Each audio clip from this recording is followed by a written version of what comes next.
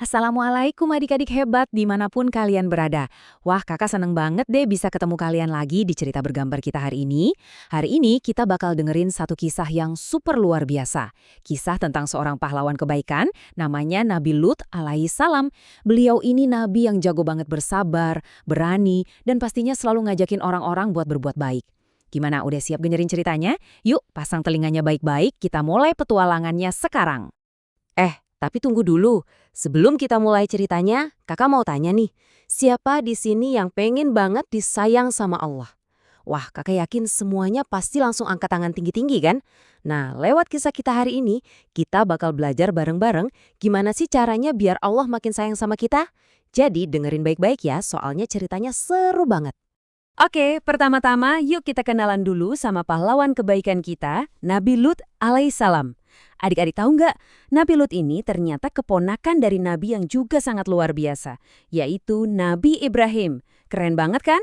Nah, Nabi Lut ini orang yang sangat soleh dan bisa banget jadi contoh jagoan yang baik buat kita semua. Kenapa sih Nabi Lut ini disukai banyak orang? Soalnya sifat-sifat beliau itu juara banget. Nabi Lut itu selalu jujur kalau ngomong apa adanya. Terus beliau juga sopan banget sama siapa aja. Rajin sholat, dan yang paling penting sayang banget sama semua orang di sekitarnya. Nah, karena sifatnya yang super baik ini, Allah menugaskan Nabi Lut buat ngajarin kebaikan ke orang-orang di kotanya.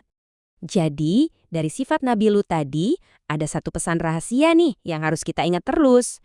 Pesannya adalah, kita harus jadi anak yang baik dan jujur. Coba kita sebutin sama-sama kata yang paling penting ini. Jujur. Yap, pinter banget. Anak yang jujur pasti disayang semua orang. Disayang ayah bunda, guru-guru, dan pastinya disayang Allah. Tapi, cerita ini juga punya bagian yang agak sedih nih adik-adik. Coba kalian bayangin deh, di satu sisi Nabi Lut itu baik banget, selalu bikin orang tenang. Tapi di sisi lain, orang-orang di kota tempat Nabi Lut tinggal, kelakuannya beda banget. Mereka itu nakal dan suka banget gangguin orang. Beda banget kan sama Nabi Lut yang baik hati? Iya, orang-orang di kota itu nakalnya kebangetan. Mereka sama sekali nggak sopan, suka isengin teman, suka bikin orang lain nangis, dan yang paling bikin sedih, mereka itu keras kepala banget.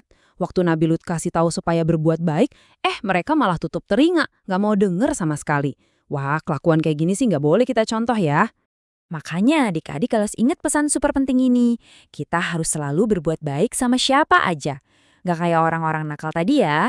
Anak yang hebat itu selalu ramah, suka nolongin orang, dan pastinya nggak pernah gangguin temannya, mau itu di rumah atau di sekolah.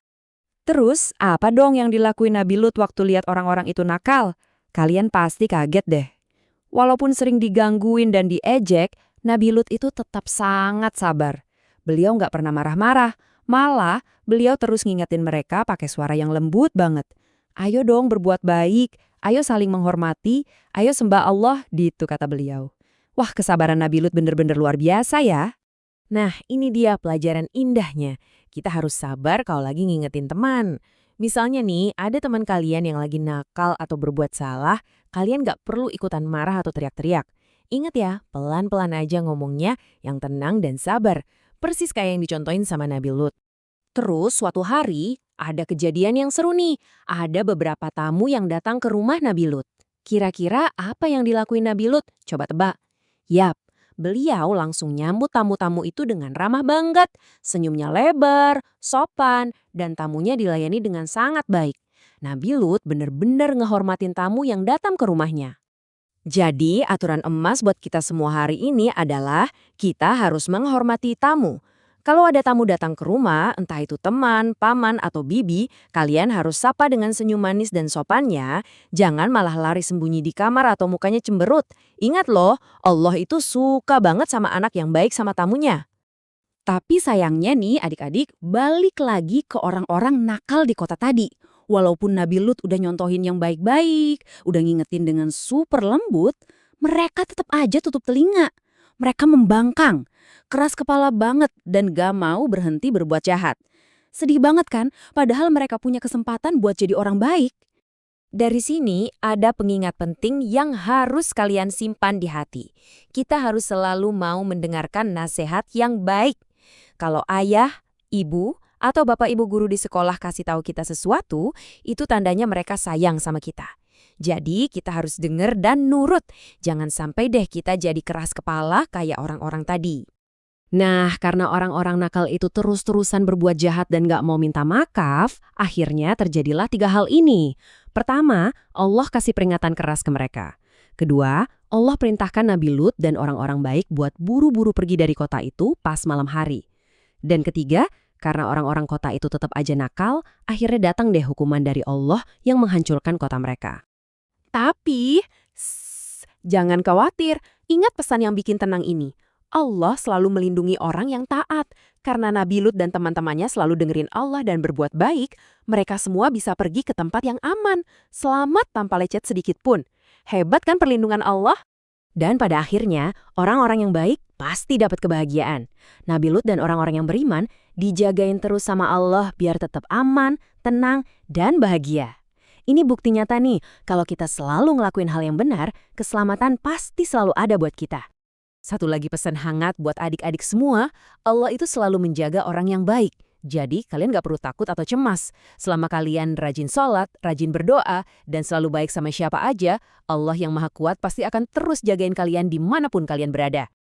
Nah, setelah dengerin kisah seru tadi, sekarang pertanyaannya, gimana ya caranya biar kita bisa kayak Nabi Lut setiap hari?